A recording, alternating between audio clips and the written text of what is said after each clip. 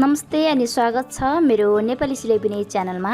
मैले आज हजुरको लागि एउटा नयाँ बुन्ने तरिका लिएर उपस्थित भइसके। आजको विशेष बुनाइ छ यो हेडब्यान्ड बनाउने तरिका। मैले यो डलमा बनाएर हजुरलाई सिकाएकी छु। डलको लागि हजुरले जत्रोलाई पनि बनाउन सक्नुहुन्छ, जो कि मैले सिकाए अनुसार हजुरले बनाउनु भएछ भने। यो अति सजिलो छ। मैले यसलाई क्रुसले बनाएको हो र डबल कलरको धागो मिसाएर गराएको छु। हजुरलाई मन पर्छ भने एउटै कलरको धागोले पनि बनाउन सक्नुहुन्छ। आशा छ हजुरले आजको यो डिजाइन पनि मन पराइदिनु हुनेछ र हजुरले पनि बनाउन प्रयास गर्नुहुनेछ। यदि बनाउन प्रयास गर्नुभयो भने कृपया हजुरले कमेन्ट बक्समा कमेन्ट छोडिदिनु होला र भर्खरै मात्र मेरो च्यानल हेर्नुहुन्छ भने पनि च्यानल सब्स्क्राइब गरिदिनु होला अनि छेउमै रहेको बेल आइकन प्रेस गरिदिनु होला। मैले आज हजुरलाई यो सजिलो तरिकासँग हेडब्यान्ड बनाउन सिकाउँदै छु। म सुरु गर्छु। मैले 7 नम्बरे क्रुसले बिन्दै छु अनि मसँग यो 2 लाइनको धागा छ, मसिनो छ।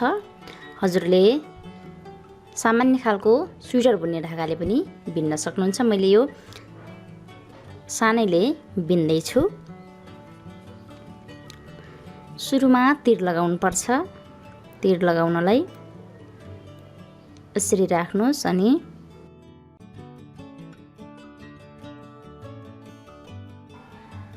यसरी बेरेर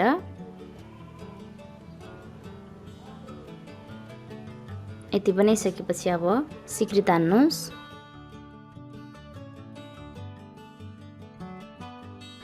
यसरी सरासर सिक्री तानेर टाउकोमा कति आवश्यक पर्छ त्यति हजुरले सिक्री तान्नु। सुरुमा सिक्री धेरै लुज पनि नबनाउनुहोला र धेरै कसिलो पनि नबनाउनुहोला।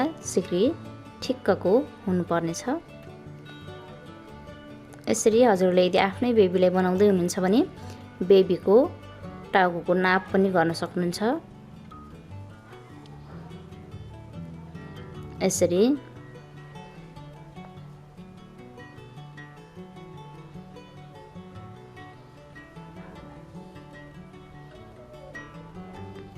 धेरै सिक्री तान्नुहोस्। मैले यो रबरको डललाई बनाउँदैछु, त्यसैले मैले डलको नाप नै ल्याउने छु।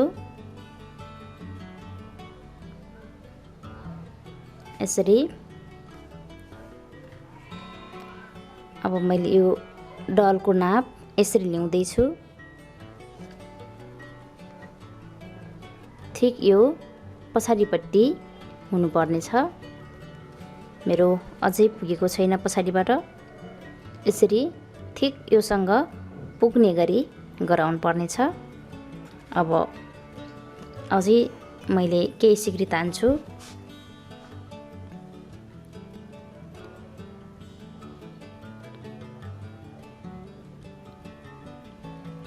यति भए मेरो डलको टाउकोमा पुगिहाल्छ।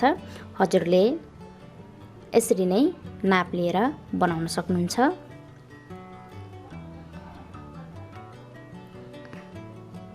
अब यसलाई बिन्नु पर्ने हुन्छ। यसरी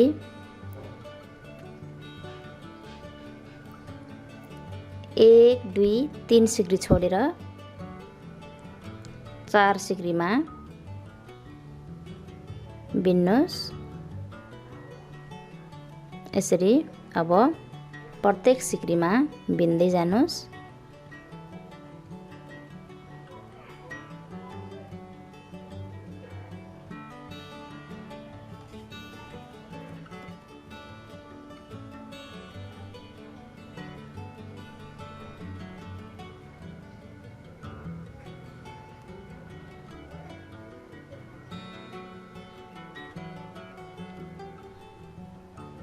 यसरी नै अब यो सिक्री जाली तानेर बिनेर पुरा गर्नुपर्ने हुन्छ। मैले यसरी नै पुरा गर्छु।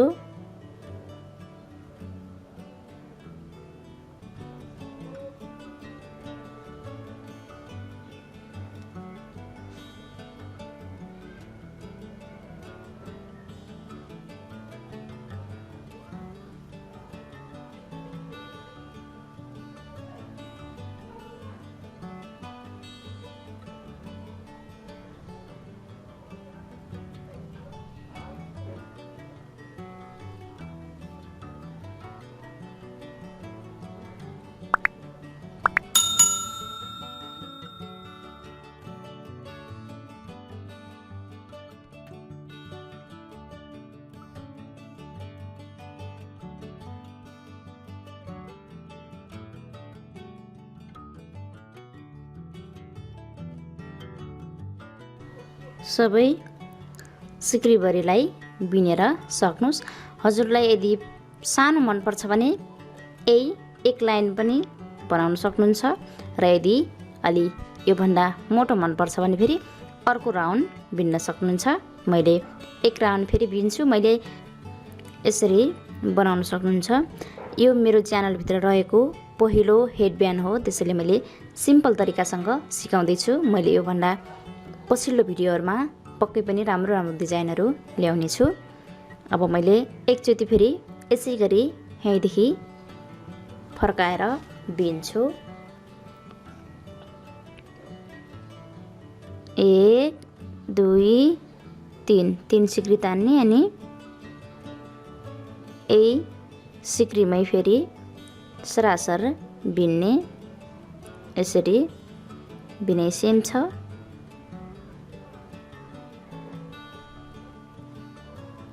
यसरी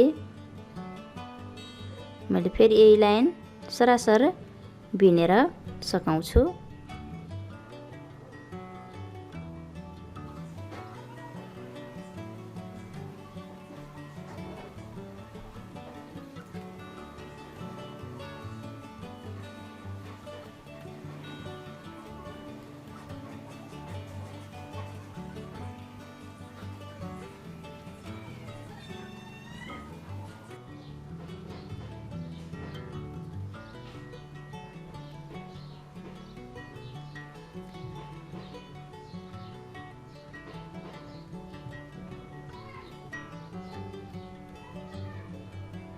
यसरी अन्तिमसम्म बिनिसकेपछि यसलाई यसरी जोड्नु पर्ने हुन्छ। अब यसलाई मैले यसरी जोड्छु। यो दुईवटा भयो, दुईवटालाई सँगै राखेर मैले यसरी टिपेर बिन्छु।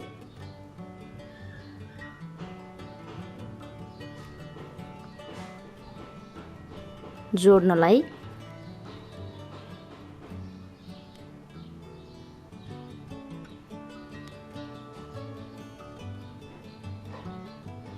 यसरी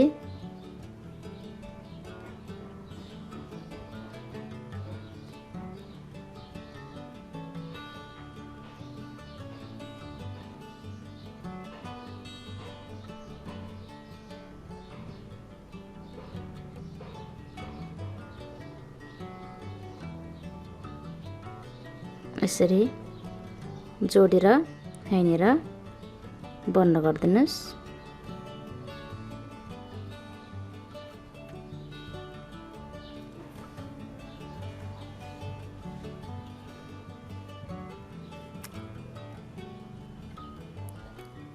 यसरी जोडिसकेपछि हजुरहरूले यत्तिकै पनि प्रयोग गर्न सक्नुहुन्छ र यसमा अरू डिजाइन पनि थप्न सक्नुहुन्छ। हेर्नुस्, यो हेडब्यान्ड बनिसकेको छ। यो उल्टोपट्टि हो, त्यसैले यो सुल्टो मान्नुपर्छ। यसरी अब मैले यसमा फेरि अर्को छुट्टै डिजाइन गराउँदैछु। मैले यसैले बिन्छु।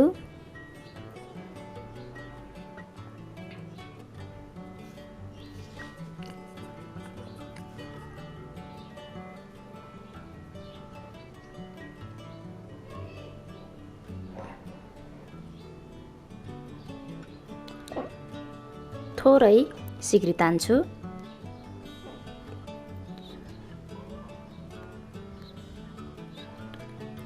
मैले 8 सिक्री ताने। 8 सिक्री तानेर मैले यसमा जोड्छु। यसरी अब 3 सिक्री तान्छु। 1 2 3 3 सिक्री तानेर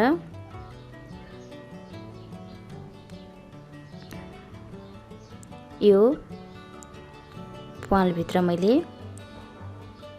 यसरी बिन्छु। यसलाई पुरै घुमाएर बिन्नेछु। यसरी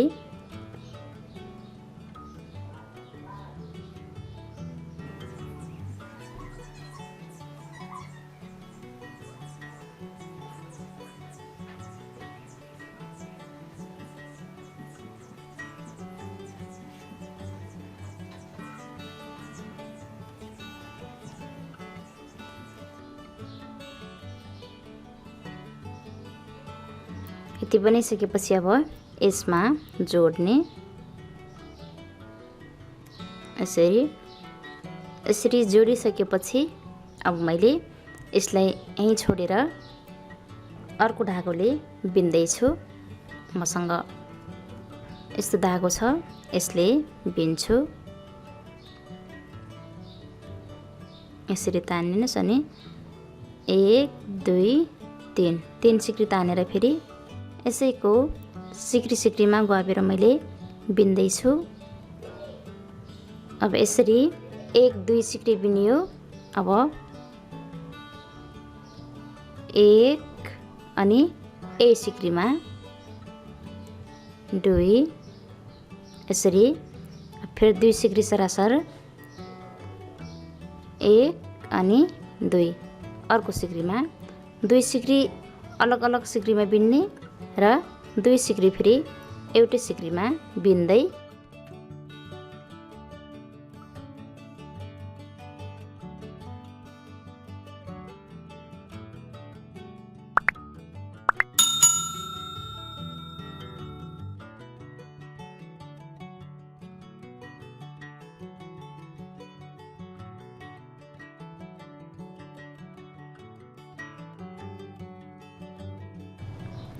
यसरी यसको ठिक आधा भागसम्म मात्रै बिन्छु मैले। यहाँनिरसम्म यसरी बनाउने बेला यसको ठिक आधा भागसम्म मात्रै बिनेर मैले यसलाई यहाँनिर बन्द गर्छु।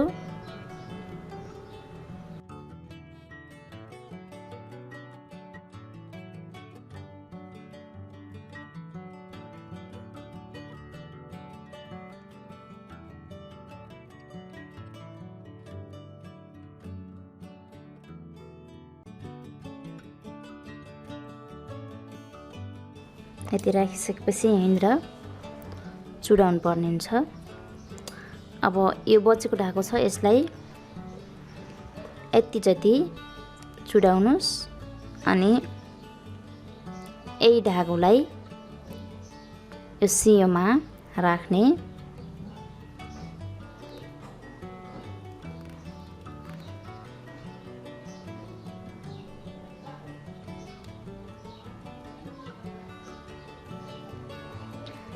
यसरी सियोमा राखिसकेपछि अब यसलाई यसमा जोड्नु पर्ने हुन्छ। यो अगाडि जहाँनिर सिउनी थियो त्यहीँनिर पनि जोड्न सक्नुहुन्छ र यो सिउनी पनि देखिँदैन त्यसरी बिनेपछि, हेर्नुहोस्। र यसलाई यसरी जहाँनिर पनि जोड्न सक्नुहुन्छ हजुरहरूले। मैले यसलाई यहीँनिर जोड्छु। यसरी ठिक यस्तो डिजाइन बनाएर अब तलपट्टि सिलाउनु पर्ने हुन्छ। यसरी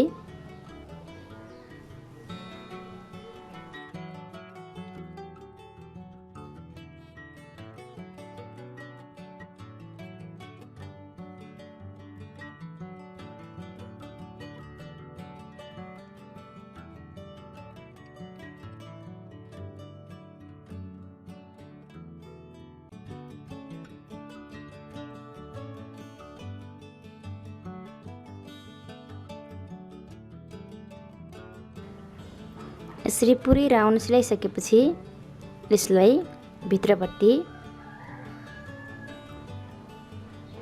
बन्द गरिदिनुहोस्।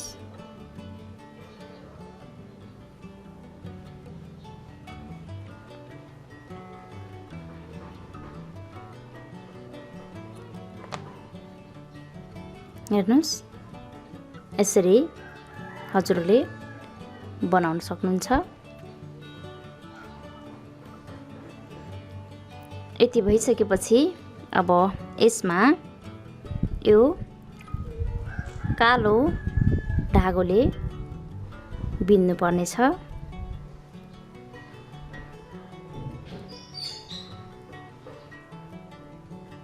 सियोमा राख्ने अनि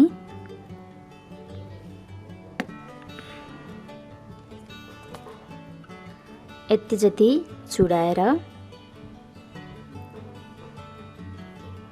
हजुरले यसमा अन्य कलर पनि प्रयोग गर्न सक्नुहुन्छ, तर कालो कलरको देखिन्छ। त्यही भएर अब यहीँनिर तलबाट यसरी राख्ने अनि सिधै यहाँ माथि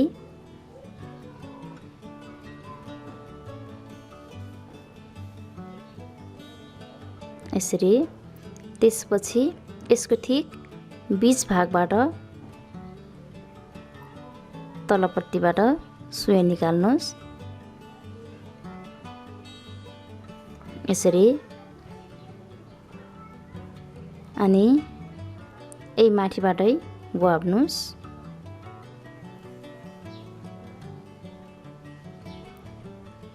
त्यसपछि यो छेउमा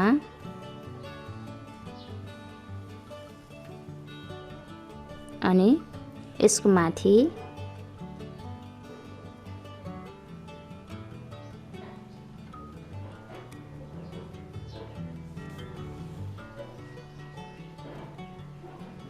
यसरी। त्यसपछि यो मुनिबाट यसको ठिक छेउबाट यसरी माथिपट्टि लगिदिनुहोस्।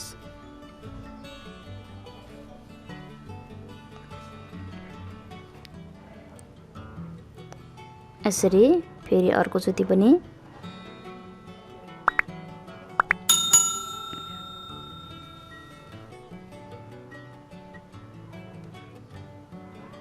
यहाँनिर यसरी राखिसकेपछि अब यसको ठिक यो साइडपट्टि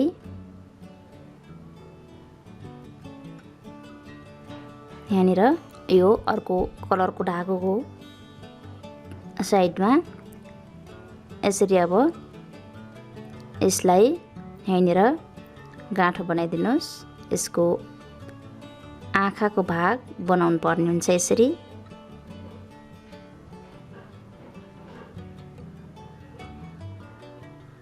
यति बनाइसकेर यहीँदेखि यो पत्ती राखिदिनुहोस् अनि यसको ठिक यो भागमा पनि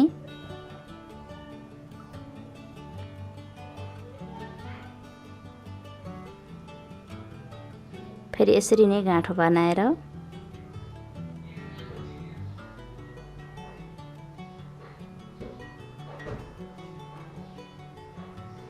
यसैमा राखिदिनुहोस्।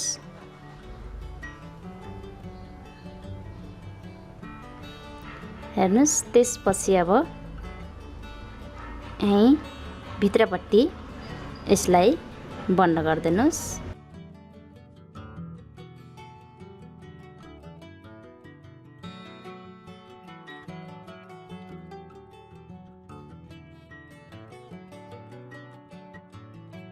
यसरी नै बनाउन सकिन्छ। यस्तो सामान्य खालको अनि एकदम राम्रो र सजिलोसँग हेडब्यान्ड। हजुरलाई यो तरिका कस्तो लाग्यो? जस्तो लाग्यो त्यस्तै सल्लाह सुझाव अवश्य पनि दिनुहोला र यदि भर्खरै मात्रै मेरो च्यानल हेर्दै हुनुहुन्छ भने च्यानल पनि सब्स्क्राइब गर्नुहोला अनि छेउमै रहेको बेल आइकन पनि प्रेस गर्नुहोला। म फेरि योभन्दा पछाडि राम्रो डिजाइनको कुनै बुन्ने तरिका लिएर उपस्थित हुने नै छु। तबसम्मको लागि म छुट्टिन्छु। नमस्ते।